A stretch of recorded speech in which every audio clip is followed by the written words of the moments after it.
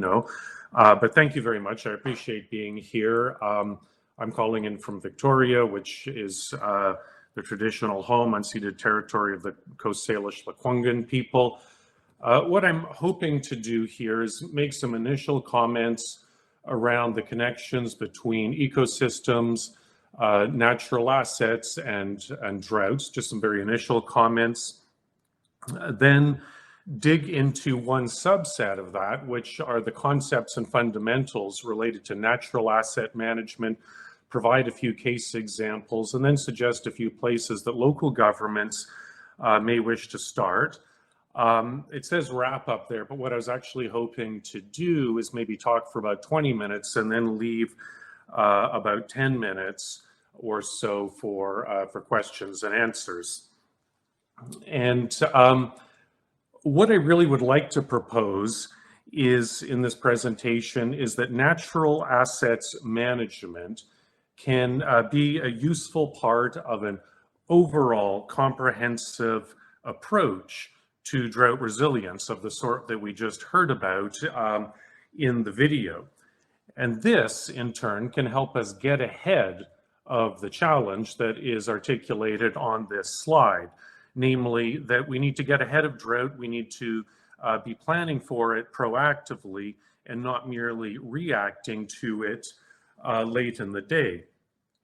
And I will argue that natural assets are a part of, can be a part of not only drought resilience, but a range of other benefits, including core local government services and other co-benefits. And that's one of the really interesting things about a natural asset versus an engineered asset is they do have a very wide, they do provide a very wide range of ecosystem services upon which humans rely. Don't spend a lot of time looking at this diagram here. It's quite a confusing one. It's come out of United Nations, UNESCO, World Wildlife Foundation, and a few others. All I'm trying to suggest here is the following. Natural asset management is not the be-all and end-all when it comes to the role of ecosystems, nature-based solutions, green infrastructure in a drought context. The UN and others recognize, as you can see in that top little bucket, that safeguarding and promoting ecosystems is a fundamental part of drought risk reduction, but natural asset management is a subset of that, and a very tangible and practical one. So that's what I'm speaking about, not ecosystem services in their entirety, but natural asset management as one subset of the role of ecosystem services and ecosystem health in a drought context. So first, what are natural assets? What am I talking about here? Well, we define them as the stocks of natural resources that local governments can or do rely upon for the sustainable delivery or provision of one or more services. And the core idea of natural asset management and of the work of MNAI, which is a not-for-profit, is that natural assets, so think here of wetlands, forests, riparian areas, green spaces, are amongst our most valuable, and they're central to any infrastructure system, any resilient infrastructure system, and that by understanding them, accounting for them, and ultimately valuing them as vital infrastructure, local governments can provide many of the same services that they would otherwise have had to provide via engineered assets, but often at a lower cost and with a range of co-benefits. So I'm going to have to unpack that a little because I know that's quite a mouthful, but just take as an example a wetland. Its biological function might be to store water, to retain water. What does that mean for a local government? it could translate into a range of services. It could contribute to aquifer recharge. It could contribute to flood risk reduction or drinking water filtration. So what we see is that natural assets can deliver a wide range of core services to local governments. And there's an increasing body of evidence to suggest that they can be effectively managed. And I want to use manage in a very broad sense here to include things like restoration, protection of them before they are damaged, rehabilitation. And that's the picture you can see in the bottom left there. That's taken from Gibson's on the Sunshine Coast, which I'll speak of. And there they're doing some active works in a forest that's providing a range of stormwater benefits to the community. However, there's a fly in the ointment, and it's this.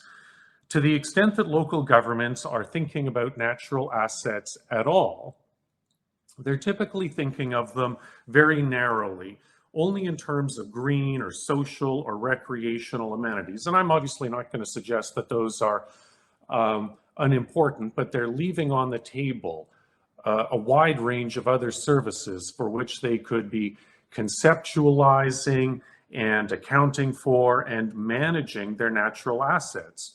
And it also kind of skews the debate a little bit in favor of charismatic or pretty natural assets and away from things that may be, a bog that might be on the surface unattractive or filled with leeches and mosquitoes, but nevertheless provides a range of vital function.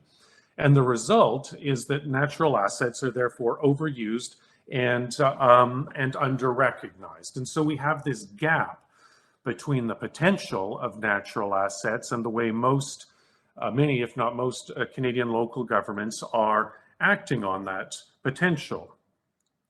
And just to sort of unpack that a bit further, I mean, make no mistake, if you don't understand what your natural assets do or your reliance upon them, you're still factoring them into your decision making, just with an implicit value of zero, and you're making less than full and evidence-based decisions. You might say, okay, this new development, it's going to kick out $250,000 a year.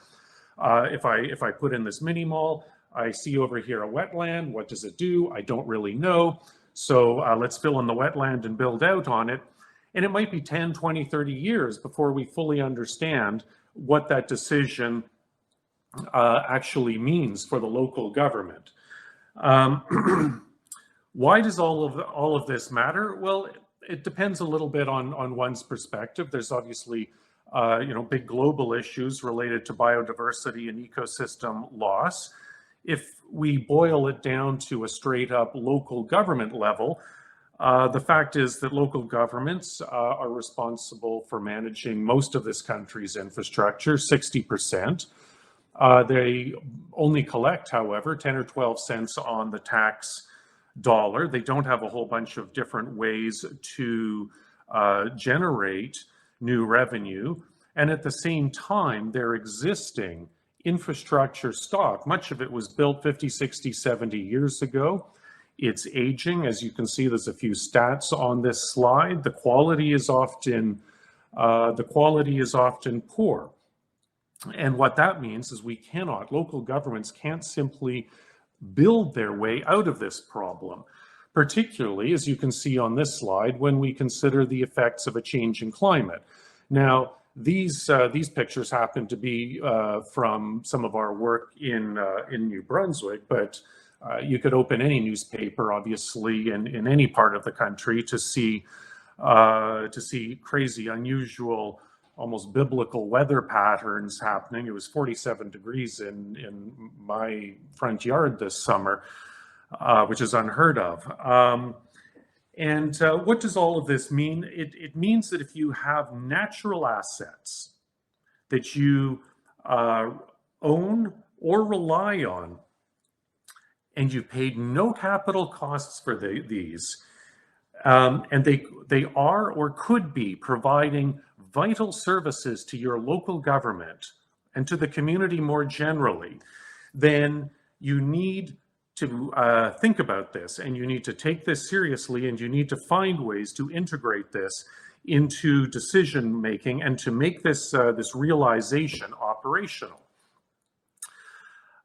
There's some good news in all of this, and it relates to asset management, which in its modern incarnation is an integrated process, defined as an integrated process to meet required service levels in a cost-effective manner by managing assets for present and future customers. And it embraces a life cycle approach and continuous improvement. And what's really interesting is that in Canada, whether local governments like it or whether they don't like it, they are required to adopt modern structured asset management processes. And the central idea of modern asset management is the idea of sustainable service delivery. So it's not about whether it's a green asset or a gray asset that delivers the service. Rather, we're asking a different question, which is how do I deliver cost-effective and reliable services? So that this means that if I'm the director of finance or engineering or public works, I don't really have to care all that much about whether it's a culvert and retention ponds that are managing my stormwater or helping my aquifer recharge, or or whether it's something else. What I care about is whether that service is being done cost effectively and reliably. And so that begins to level the playing field, and we're beginning to see an incomplete but growing body of evidence to say that indeed natural assets can provide many types of core local government services cost effectively and reliably, and a range of other co-benefits, health, for example, that maybe the local government isn't on the hook to deliver, but which is nevertheless very valuable to the local community. So M&AI, as a not-for-profit, all of our work, which I'll explain in a little more detail in a second, is based on an asset management platform. So basically it means we're not going to local government saying, hey, we know you're busy, but we've got this new thing for you to worry about. We're going to them and we're saying, look, you have to do asset management anyway. You might as well do it in a full and comprehensive manner, which also understands and integrates the services that are provided by nature and which we rely on. I don't have time to go into the details of this right now, but it follows this process that we've adapted from Asset Management BC. It goes through things like, what's your inventory of natural assets? What's their condition? Modeling out the services they provide, determining the value of the services, not of nature itself, but of the services, playing with and modeling different if-then scenarios. What happens if a forest fire takes out a quarter of my watershed? What happens if I double my riparian buffers? What then happens to services, and what then happens to the value of those services? Skipping into some practical examples, the town of Gibson's on the Sunshine Coast, which some of you may have heard of, they pioneered this a few years back. M&AI as a not-for-profit was developed to refine, replicate, and scale up their work. By the end of this year, we'll have worked in roughly 90 communities across Canada. Just to throw out one or two very quick examples of the kinds of things that we've seen. So Grand Forks, it's a city in British Columbia. They had massive flooding in 2017 and 2018. That was their trigger for starting to think about natural assets. They wanted to assess the flood mitigation from the Kettle Valley floodplain under different development scenarios. And to cut to the chase, what they figured out is, in fact, the floodplain is vital, kind of as the name might suggest, to flood management. And they ended up securing roughly $50 million from the federal government to restore the floodplain to its original natural condition, because that is quite simply the best way in this instance to provide the flood mitigation services that they wanted. Skipping across to New Brunswick, another small town called Riverview. They had a large development proposed in a watershed of roughly, it wasn't a big watershed, 50 square kilometers.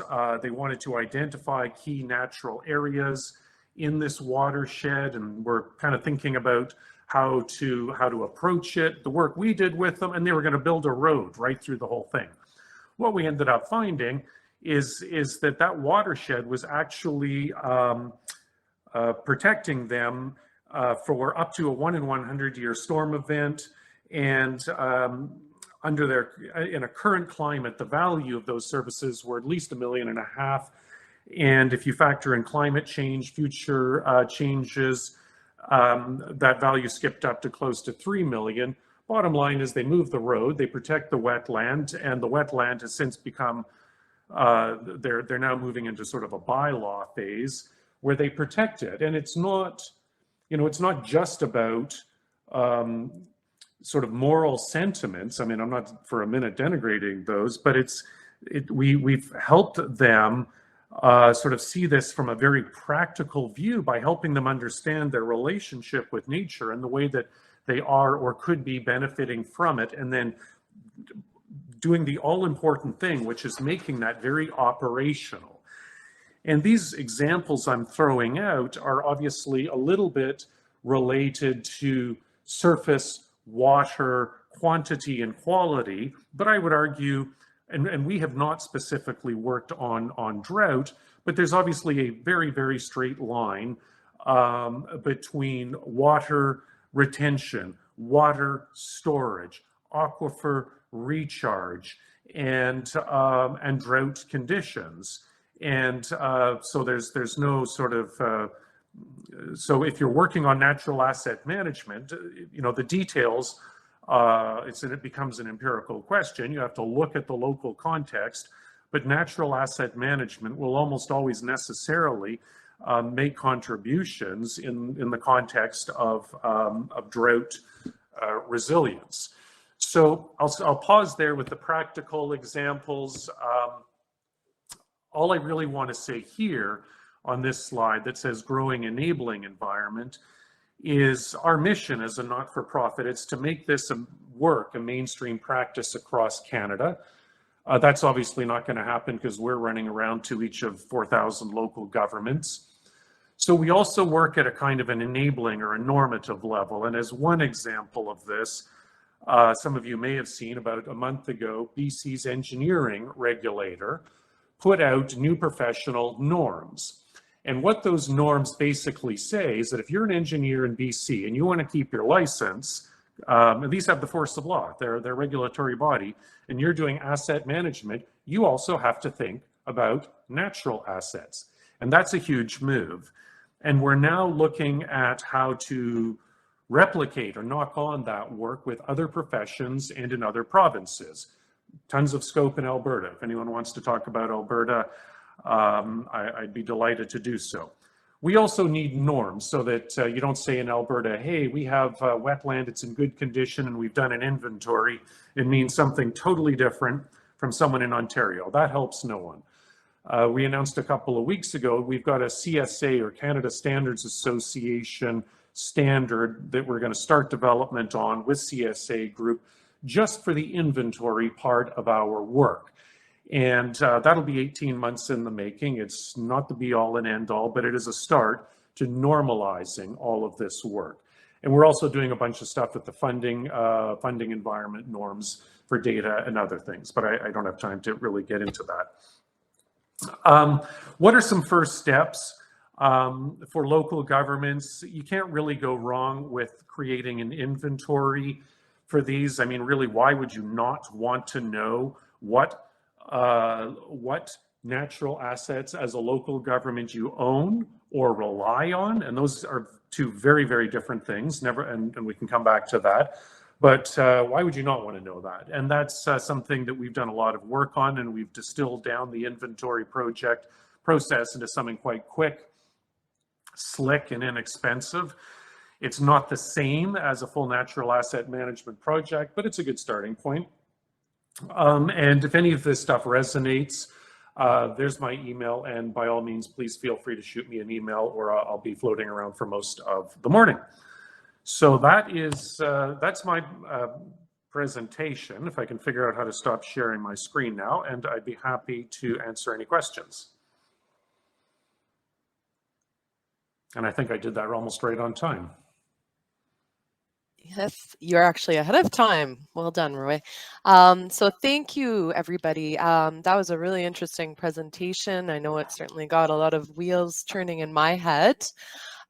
Really appreciate your perspectives and some insights into how natural assets can be of benefit to local governments. For everybody who is sitting in the audience, we are now ready to take some questions for Roy. So if you do have them, please do pop them into the Q&A feature. I've got one question to kick us off. Somebody asked, how are we doing with being able to forecast the impacts that would show up in the future from the loss of natural assets today? And that is what I have. That's a really interesting question. I'd have to think about that, but I mean, what I would say is I probably can't give a sweeping answer. Much of this is location and context specific, and what is true in Alberta is almost certainly not true here in Victoria. What I can say is that a lot of our work is based on what I would argue is quite sophisticated modeling. So we can play with different scenarios, and for example, we would look at a watershed, maybe that provides drinking water to downstream residents. And we would look at, say, let's assume, as is often the case, that there's some forestry in there, that there's some private landowners, that there's maybe a bit of ag and maybe a bit of crown land. I mean, many watersheds are multi-owner, multi-jurisdiction. You're probably going to be looking at a range of different potential impacts, not just one thing. And so you need to find different ways to characterize the effects of forestry, the effects of agriculture, and I don't mean to imply that those are necessarily negative at all. They might be positive. And then in terms of looking in the future, we would work with local communities to find real world types of scenarios. Like, so what is possible? Is it possible to buy out a chunk of the watershed? And what does that do? And what happens if we start doing restoration, getting rid of invasives? What happens if someone begins logging to the legal limit, right down to a 15-meter riparian buffer? Or a very interesting question, and often the most cost-effective one, is what happens if this watershed is not in bad condition now and we just leave well enough alone? And what does that look like? Because the best money anyone is ever going to spend is not wrecking things in the first place, and because it's very hard to build stuff back to the way it was. So, you know, maybe that's a bit of a roundabout answer, but it is context dependent, but you can come up with good, solid, empirical answers to the question, depending, and we would tend to do it at a watershed level because that is the unit at which this work begins to make sense. If you look too small, sub-watersheds, then you sort of, lose the forest for the trees, as it were. Great, thanks so much. I've got a question here from Kirby England, and he asks, Roy, have you had any experience with beavers and their role in wetland natural assets in your work? Any municipalities formally recognizing beaver wetlands as natural infrastructure? And I'll just give a prompt that we've just got a couple of minutes left. If we're not able to get to all of the questions, we can toggle in later and follow up in the 1 o'clock session.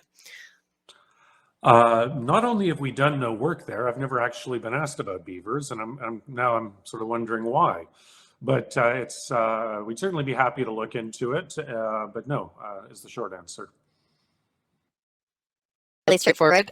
Okay, well, Scott has a question. Does a natural asset approach differ between rural and urban settings? It might. It might. It depends.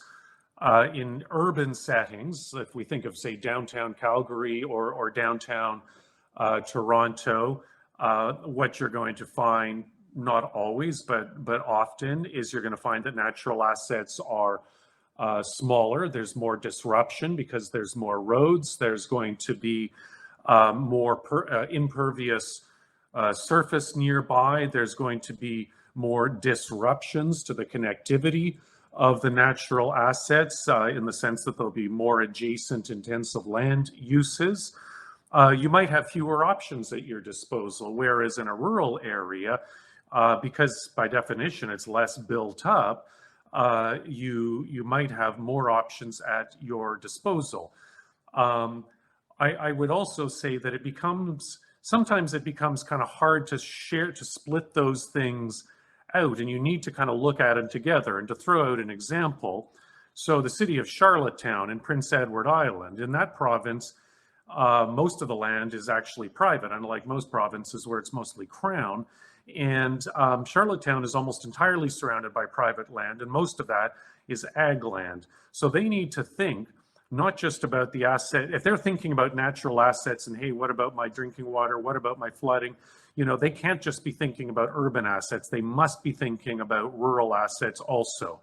So yes, there are differences. Yes, you may have more options, but you have to think about both.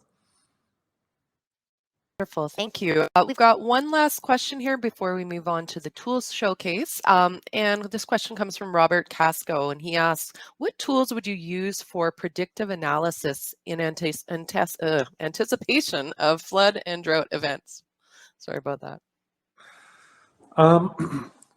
In anticipation, well, we would do a bunch of things.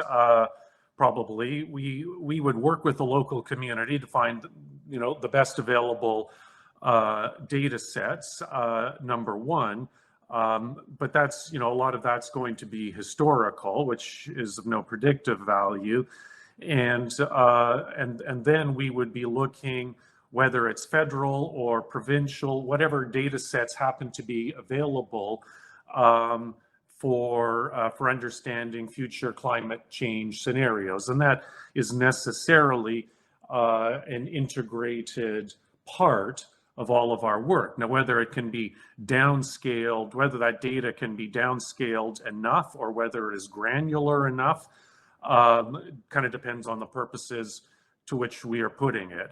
It's it's a kind of a more technical question. If you want to dig into it, probably more of a sidebar, and also with some folks more on our technical team.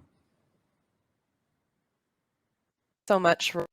Yes, for anybody who didn't get their question answered, as Scott pointed out in the chat, Roy will be sitting at some of the tables today, so please do feel free to ask any additional questions during those breaks. And I will now pass it over to Jose Mato. Thank you.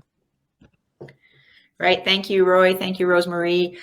We have time for a networking break now, and we are exactly on time, so that's fantastic. We'll spend the next 10 minutes or so in table discussions. This is also an opportunity for you to, get a coffee, get a glass of water, and reconnect with people in the broader community. So we will reconvene at 10:15. And at that time, I will give a short presentation about a recent project that the RDRWA has done to map hydrologically significant areas. So enjoy your conversations at the tables, and we'll see you in 10 minutes.